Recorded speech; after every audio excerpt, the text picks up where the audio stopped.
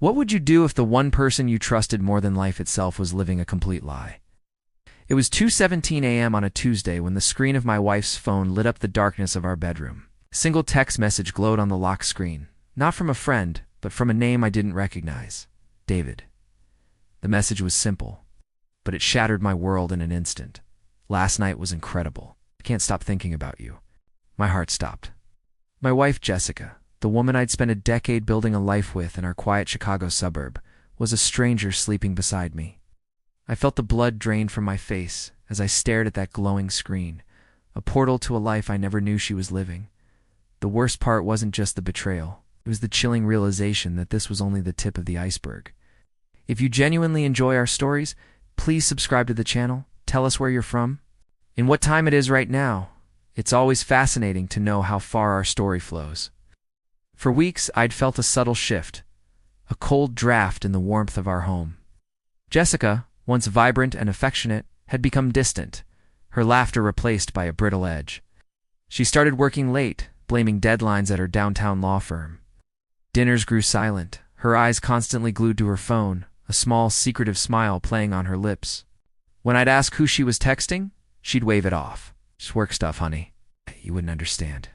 The condescension in her voice was a new, sharp weapon she wielded with precision. I found receipts for expensive dinners I wasn't at, lingerie I'd never see. Each discovery was a small cut, bleeding me dry of the love I thought we shared. The man I was loyal, trusting, was being methodically erased. One evening, I overheard a hushed phone call. She was in the walk-in closet, her voice low and seductive. I miss you too, David. No, he has no idea. He's too trusting. It's almost sad. Sad, that's what she thought of my love, my loyalty. In that moment, something inside me broke. The heartbroken husband died, and a strategist was born. My first move was to hire a private investigator, a grizzled ex-cop named Frank. I needed undeniable proof, a foundation for the fortress I was about to build around myself. Frank was efficient.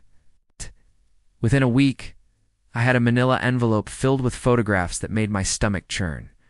Jessica and a smug-looking man with a Rolex, leaving a boutique hotel on Rush Street, her hand possessively on his arm. Them kissing in a dimly lit corner of a bar in the West Loop. The affair partner was David, senior partner at her firm, a man we'd had dinner with. The humiliation was a physical weight. They weren't just cheating, they were laughing at me. I started meticulously documenting everything, copied her phone records, downloaded bank statements showing secret credit card bills, and placed a voice-activated recorder in her car. The recordings were the worst. I'd listen in my parked car, miles from home, as she and David mocked my naivety, planned their future, and detailed their encounters with a casual cruelty that stole my breath. The man I was listening to wasn't the woman I married. She was a monster wearing my wife's face. The final piece of the puzzle was their secret meeting spot. Frank tracked them to a short-term rental apartment in Lincoln Park, a place David kept for their trysts. An idea, cold and sharp, began to form in my mind. It was time to stop gathering evidence and start setting the trap. I learned their routine, every Thursday night like clockwork. Jessica would claim she was having a girls' night. I found a local pizza place that delivered to that address. The plan was insane, born of grief and rage, but it felt right. I called the pizzeria, explaining I was a struggling actor preparing for a role, and offered the delivery driver $200 to let me take his place for one delivery. He thought I was crazy, but the cash convinced him. That Thursday, I put on the uniform. The cheap polyester shirt felt like armor. In the reflection of the pizzeria's window, I saw a stranger staring back on it, eyes burning with a chilling purpose. I was no longer just Mark, the loving husband. I was the architect of her downfall. With the pizza box warming my hands, I walked up to the apartment door, my heart hammered against my ribs, a frantic drumbeat in the silent hallway. I could hear their laughter through the door, a sound that now felt like a physical blow. I took a deep, steadying breath and knocked. The door swung open, and there she was. Jessica, wrapped in a silk robe, her hair messy, a glass of wine in her hand. Her smile was lazy, content. It faltered the second she saw my face. Her eyes widened in pure, unadulterated shock. The wine glass slipped from her fingers, shattering on the floor. Behind her, David appeared, shirtless, a smug grin on his face that vanished as he registered the scene. "Mark," she whispered, her voice trembling. I didn't say a word. I just held up my phone, the screen glowing, playing the recording of her and David mocking me. Her face went pale, a mask of horror. I dropped the pizza at her feet, the box landing with a dull thud. "Enjoy your meal," I said, my voice devoid of all emotion. Then I turned and walked away, leaving her standing amidst the ruins of her lies. The next day, the war began.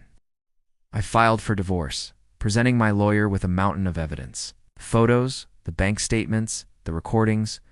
Her affair was not just a moral failing, it was a breach of contract, and I was going to enforce it. I sent a carefully curated package to the managing partners of her law firm, including evidence of David using company funds to finance their affair. An internal investigation was launched. David was fired. Jessica was suspended, her career in tatters, but I wasn't done. I sent another package to David's wife, a woman I'd met at company parties. She deserved to know the truth. The final act was social. I forwarded the most damning evidence to our entire circle of friends, the same people who had listened to her lies about girls' nights and work dinners.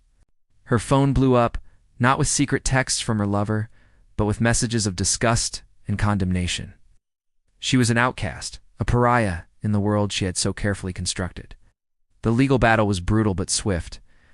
The judge, a stern woman who clearly had no patience for infidelity, awarded me the house, the majority of our assets, and made it clear that Jessica's deceit had cost her everything.